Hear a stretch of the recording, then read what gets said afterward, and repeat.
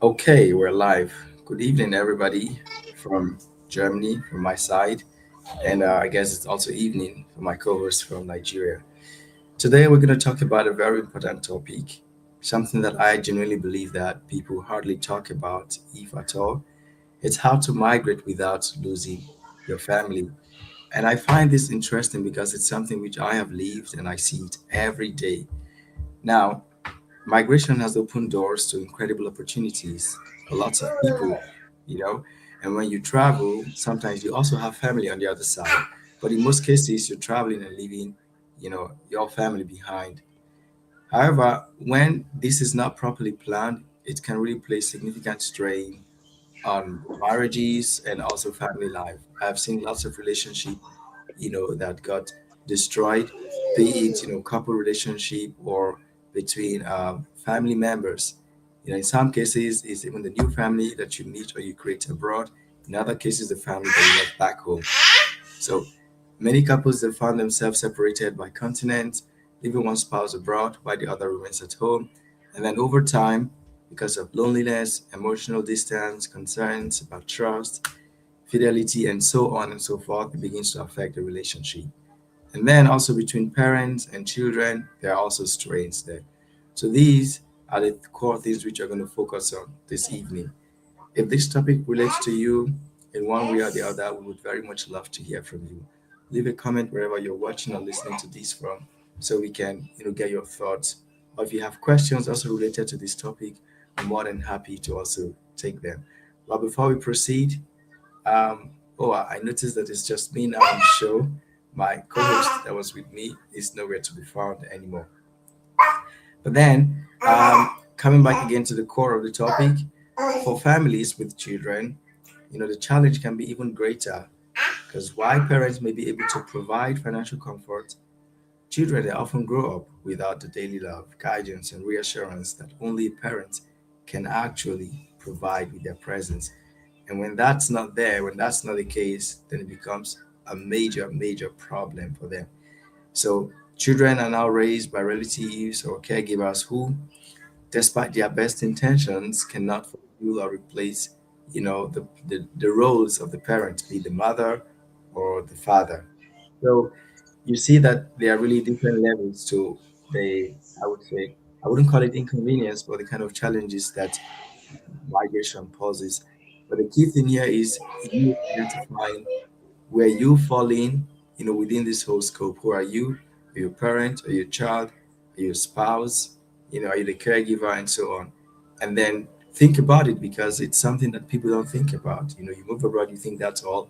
But no, as I always say, it's only the beginning of everything else. Michael, if you're back, we can hear from you before we proceed.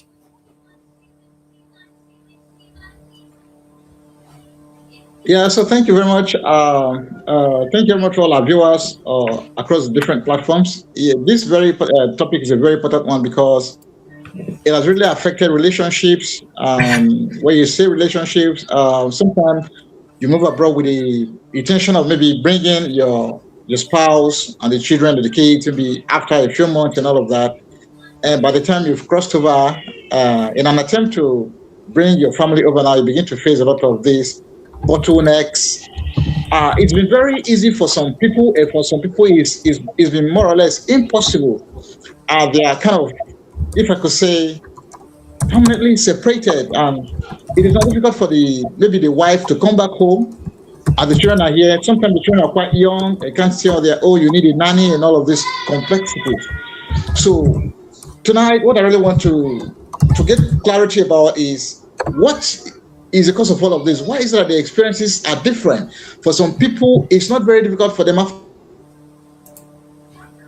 to another country. Okay. Um, yeah, sadly, we're not really getting my colleague Mike. He's coming off and on. Yeah, this is one of the things that happen. But anyways, coming back again to the core.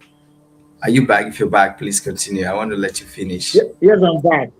Yeah. Okay, so let me just land on my thought here. So I was trying to say, for some people, it's very easy for them to maybe a few months after moving to Europe, they are able to bring their family along and cross over to come and join them together over there.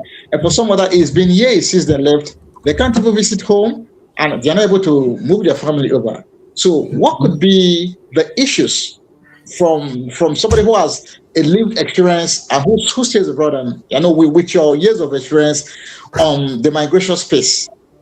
The way you put that question is like, hey, Guru Mike, tell us, what do you think the problem is? Yeah. So honestly, I think the first thing, as we always talk about in Well, this you can show, only do your best, right? Yeah. So I was saying, um, the thing, it's mostly like people not being able to manage expectations and realities. If people are able to manage expectations and be truthful to the reality, then it's a major game changer. Trust me.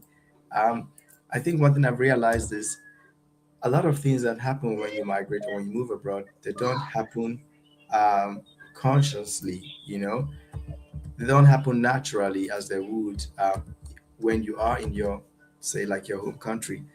A lot of things you have to plan, you have to be proactive, you have to be thoughtful.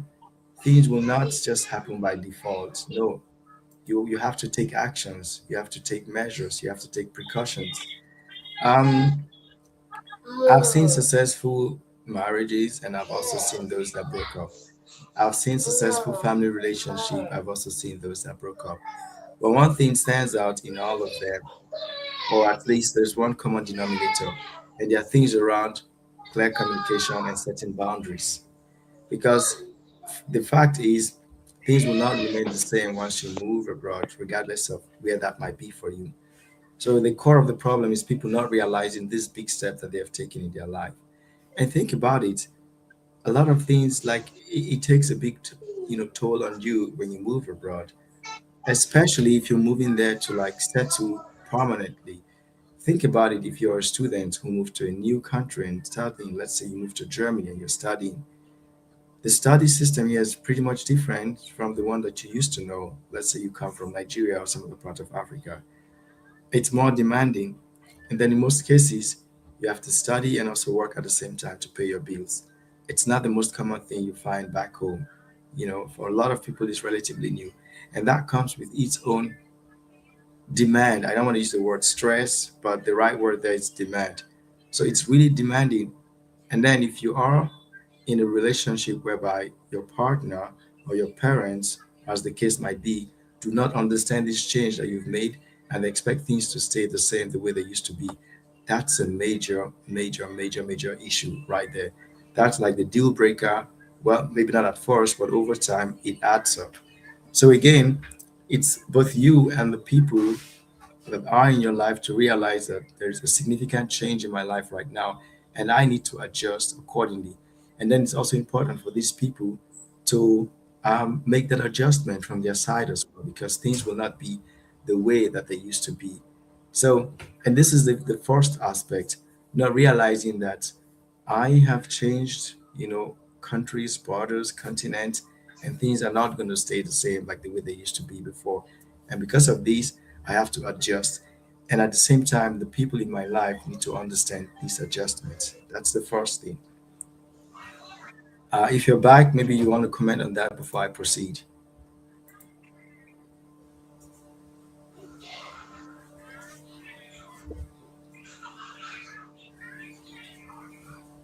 Are you back then, Mike? Yeah, we're having a really tough network issue today. But maybe while Mike is still coming up, I can proceed with the next one, which is setting boundaries. Because again, if you don't set boundaries, I'm not sure if you're back or not, but if you're back, maybe you can do that before I continue.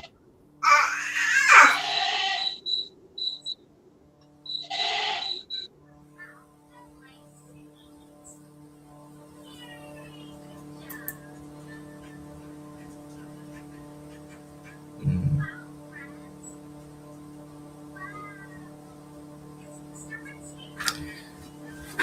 Okay, I think the network is really lagging. Sorry about that, guys. I'm just going to proceed now so that we don't take so much time on this.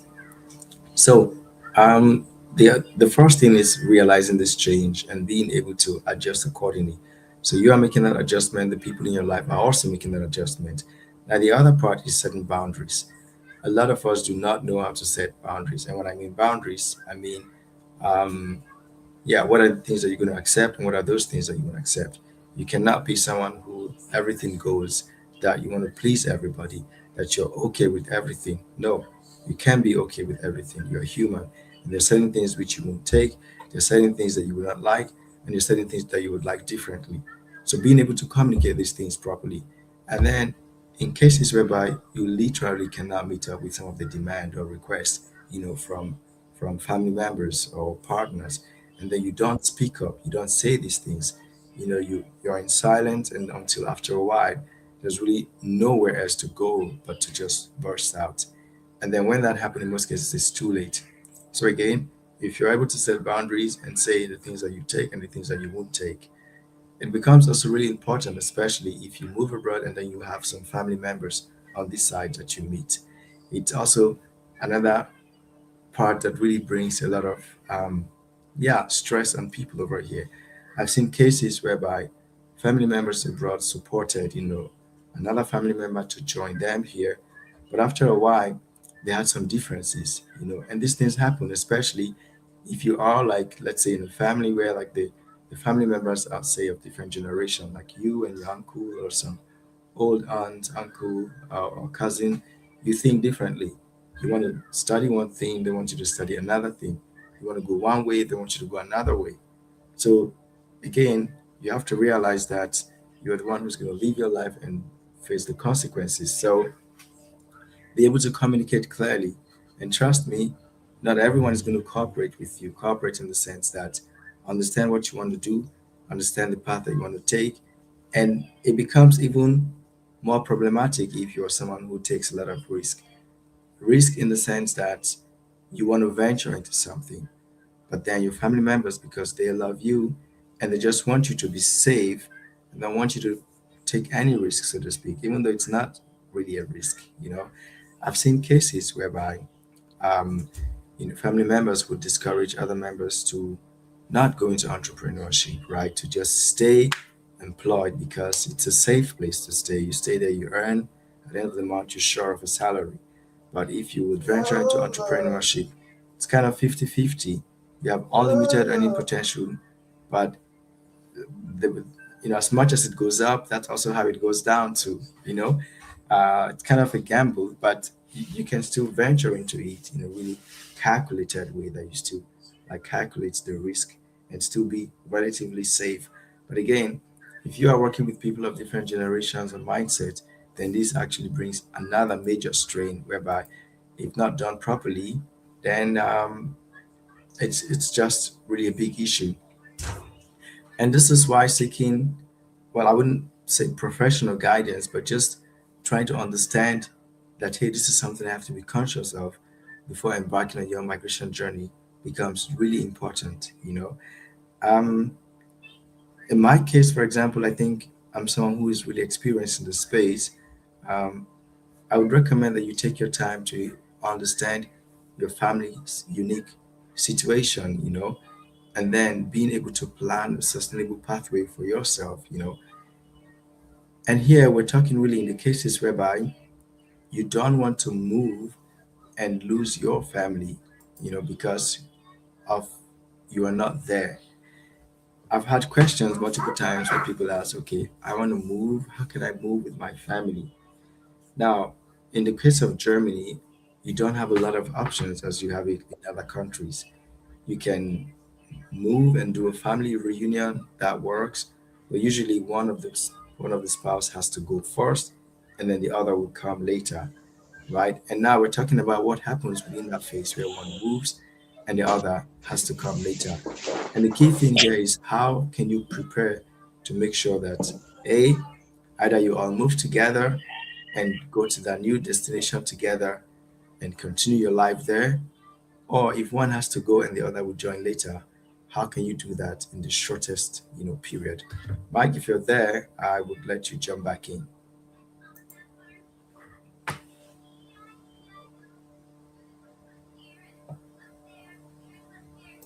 Mm, are you there? Yeah, I'm back. So Yes. the network glitch here today has been very merciless. That's okay. Let's Yes, hear I'm you here. Can now. you hear me? Yeah, I can hear you. Mm.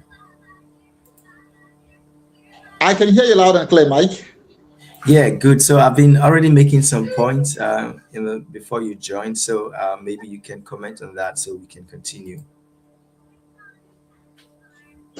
Yeah, but basically, I would love to go and watch the ones you've said already. But if I ask a question, then maybe just to gain clarity, because this thing, like I said, is a big issue. Is a big issue. The children have been at the receiving end. Nothing can replace that special connection that exists between parents and their children.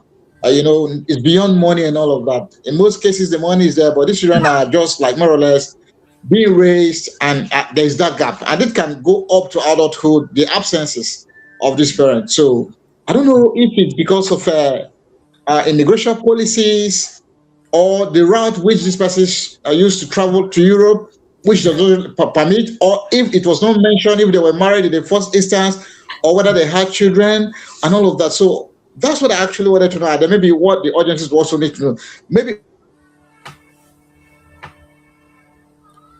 Yeah, the network is really not in favor of what's Mike wanted to pass across. at the Um, beginning, where during the processing of the document, at the very beginning, can you hear me? yeah, yeah. Please continue. You can hear me, right? Yes, loud and clear.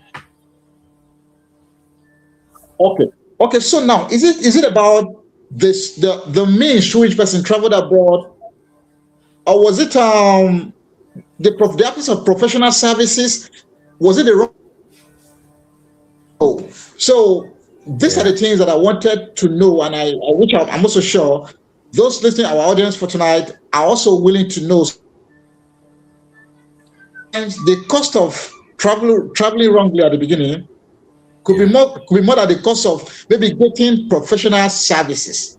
I know yeah, maybe sometimes people want to save cost, and again, and it costs them more in the long run. So 100%. what could be the issue? Because sometimes somebody needs to know, like you have always mentioned on this show, that there is no one cap fits it all where you want to travel abroad. Everybody has a peculiar need, unique needs, and the Yeah, approach must continue to be different per person, because it depends on how you are coming to do, what you're coming to do, and all of that. So this yeah, is where the real issue lies. What do you think are the main issues why Michael, when I want to travel abroad, I am not abroad and I can't get to meet with my family? They won't be able to come and visit me or even come to travel to come and join me. What are these things? I don't know if that's what you'll be talking about. yeah, yeah. So, good thing I haven't actually touched this point. So it's perfect. Honestly, the key thing is what I've seen a lot of time is one impatience. That's one impatience, and then just people not taking the time to do their due diligence. Um, I've seen many cases whereby someone comes to me and they say, okay, hey, I want to come to Germany. And then I say, okay, send me your CV. What's your profile? What does it look like? I have a look and I say, okay, hey, with what I see, the best chance would be coming as a student, right? Um, and then the person is also interested in studying something. Now, when you're coming as a student to Germany, there is no package to come with a dependent, so to speak, right? If you would do that, you just need to show enough means of sustenance for those dependents. And if you are, so how many dependents are we talking about now? And maybe these people are not necessarily dependent. Maybe it's the man and the wife is a professional working as a job, something. And the man also has a job, but maybe his field is a field that may require German language. I'm using Germany as an example, but other countries would have also other, you know, say peculiarities. So now you check the profile. Coming as a student won't really work because then they have to also like cater for the wife and the children, and that might cost a lot. And now your advice, okay? But how about learning the language? If Germany is truly a country that you want to come to and you want to live here, you want to relocate, anyways, you need the language. So how about you learn the language, apply for jobs, and then come as a professional.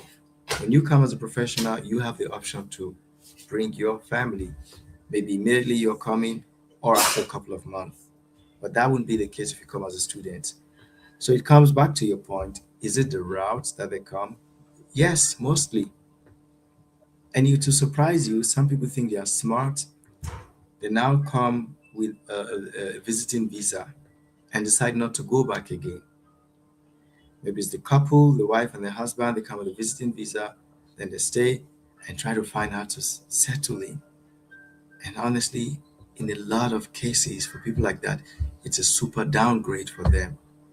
Because if you have the fund to come to Germany on a tourist visa or as a tourist, well, you're not the poorest person in Nigeria or whichever country that is, right? So you could as well just chill and find the right route because as a tourist, or if you come on a tourist visa, you can't stay for too long. You can only stay maximum 90 days. Even if you have multiple entry, you have to go out once every 90 days. Most people don't get multiple entries easily from Nigeria and many other African countries, except you're like a frequent traveler. So you need to plan a visa that will give you a long-term residence that would also allow you to work or start a business. Because again, we're talking migration. So it comes back to your question, most times it's coming through the wrong route and not paying attention to the implications. You're using the wrong visa type, you're not paying attention to what is allowed with that visa type and what's not allowed. And most importantly, you're not thinking about how are you going to cater to the family that you're leaving behind. So it's a combination of impatience and using the wrong route because they cannot wait to fulfill the requirements and then they jump, you know? I mean, I say this, and for some people it's going to sound very harsh, but honestly, all the people that have used the shortcut, in most cases, it did not really end up well for them. They would wish, they had the patience and came the right way because, again, Germany or abroad is not the solution. It's only the beginning of everything else, the good, the bad, the ugly, the heartbreaks, everything. And it all depends on how you plan it. Yeah. Yeah. Okay, I was muted. Can you hear me now? Yeah, now I can hear you. All right. Now, the World Cup is ongoing, and we saw a lot of drama. Maybe your son is a footballer playing for a national team. I wanted the mother to come along and not able to Hmm. cross over. We also Hmm. saw some players could not feature in some of their matches due to immigration bottlenecks and all of those issues. Yeah. So you cannot see that a lot of countries are beginning to become more strict, maybe learning from past experiences on the immigration policy. Because I'm just wondering, how come it is possible I travel to one European country with a student visa and I'm able to move my family over? And I heard that story of my friend. And I also decided to travel to another European country as a student, and I'm not able to move my family. Could it be this issue of maybe language or differences in the immigration policies? Because I hope you got what I'm saying. Somebody traveled to Europe as a student and was able to move the family to another European country. Another person travels to another European country and could not move the family. So what could be the issue? Well, they do not all necessarily have the same, laws for their residents, right? So even though they're all within the EU, which I assume is what you're talking about, the EU or the Schengen zone, and there's that free movement, it does not mean that the conditions that you have to reside in all the EU countries or the EU states are the same. No. So what probably work in Bulgaria, for example, may not work in Spain, or what works in Italy may not necessarily work in Austria. No. But maybe with your Schengen visa, you can move around all those countries. But when it comes to really settling down with family, rights to work, and all that, other residency things, they may not necessarily be the same. And what that now means is get the full details of that person who succeeded And what does it even mean that the person succeeded? What happened exactly? What does it mean that they moved with their family? I tell you what, if you want to move to Germany now, for example, there are multiple options. Let's say you opt for moving as a student. You can move as a student, your wife also move as a student.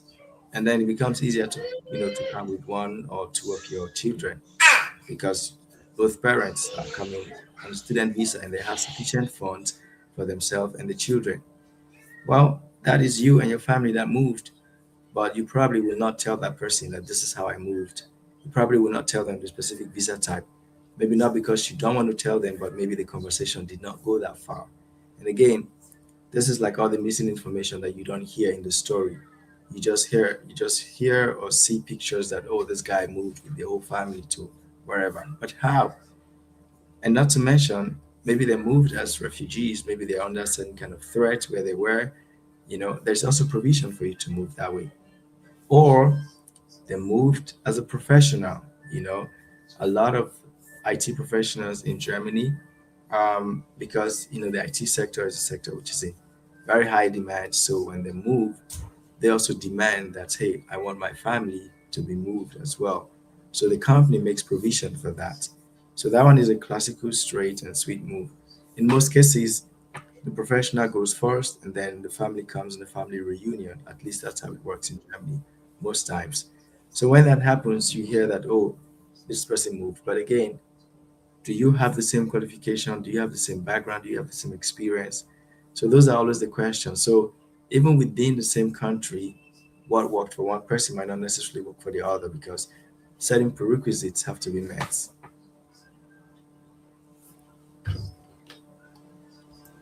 Yeah, did you get that?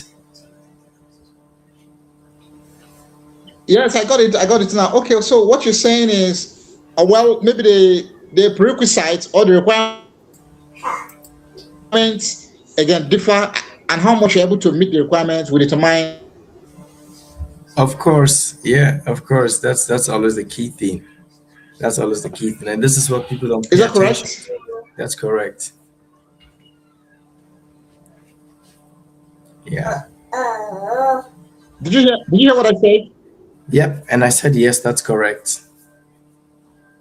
All right. All right. So I was also wondering now, do you think the information provided in your form or the present in the documents also matter in determining the other benefits that you enjoy thereafter? Because maybe at the beginning, perhaps maybe taking myself for example, at the beginning I didn't provide that I have a wife and I have children. Maybe because I feel not providing those information will help me get the visa faster.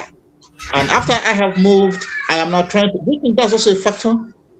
100%. Right. It's like, um, and that's why most of these forms, there, you at the end you have to confirm or declare that you attest to everything that you've written, that it's true, it's correct to the best of your knowledge, blah blah blah. So because again, literally, my file, regarding me living in Germany, did not start when I arrived Germany. It started from the German embassy in Lagos. Everything I entered there was literally transferred to Germany, and that's how it continued. First from Lagos to the first city that I registered. From that city, as I move cities in Germany, my file is being moved, and it's the information that you put that is recorded. So coming from Nigeria, I was single, so that's how it was noted: single, no children, nothing. If tomorrow I show up or say what and I try to do a family reunion of what family? you know, you're single, that's what we see. So how come all of a sudden you want to reunite with your family? We have no record of a family, and that's completely out of the question. So this is typically one of the issues, right? And literally how you fill in the information, what you put in, it's what is essentially passed on, and that is what is also tagged to your name. So if you are married and have children, you have to mention those. Otherwise, later when you try to add those, then it becomes a problem. And this is also where a lot of people run into issues. I mean, something as simple as, you know, you had one name before you got married, then you took your husband's name or your wife's name, as the case might be. You would be surprised that that can even implicate you because the original name that was entered in the system is now different from your new name, even though everybody knows truthfully that it's because you married. Well, the system is not human, so the system does not have provision to understand you. So sadly, that can lead to serious issues, and I've seen it over and over again for many people. So, guys, if you're watching this podcast is brought to you by Settling. Settling is the platform that we are building to ensure that people can make informed decisions before migrating. That even when you migrate, that you still continue to stay connected with communities that help you to grow, to thrive, to adapt. Because trust me, people take this topic lightly, or people take the things around migration lightly. But again, the result and the experience that you get, it really, boils down to how seriously you take, your life. And now, more importantly, the Settling mobile app is now on the Play Store. There's also the iOS version. Um, and we're going to release the Settling version 2 in a couple of weeks. So if you're watching or listening to this from wherever, I do encourage you to scan this QR code to download the Android version. Otherwise, visit the website as you see the name here, simply Settling. If you just Google Settling, you find us. Join our growing community, ask questions, and please ensure that you make informed decisions before making that move, because migration is a serious matter. And now, if you're someone who is even married and have a family, it becomes even more important for you in the sense that if you love your family and you want to stay together, then it just helps that you pay attention to some of these critical things that we're talking about. So, good. Mike, some final words from you so we can wrap it up for today. Yeah, as the name goes, I want to believe that this is arguably one of the best podcasts on migration, because right on this platform, we tell you all the useful truth. We also provide you with an option where you can get further facts that would help you make informed decision, as Michael just mentioned, and that is Settling, the platform that a lot has been invested on just to help you. So if you can sign up on Settling, that would be very nice, so that like I told him earlier, it's very painful to have two families separated. Emotionally, it can be very traumatizing. Marriages are lost, and the hopes of families and children shattered. But if you go through the right route, if you have the right resources, these issues can be very much avoided. And it is for such reasons that platforms like Settling exist. And also, I am so sure that Michael can be reached for further support in the comment section if you can go through Settling. Yeah, Thank you for your time with us today, and see you again in the next 2 weeks. I think it's not bi-weekly, Michael. that's correct. It's not bi-weekly. It's not bi-weekly. So please reshare this, send it to someone who needs to watch it. And if there's someone who's having some issues, yeah, let them get in touch. We're happy to speak with them. I wish everybody a nice evening, and bye for now.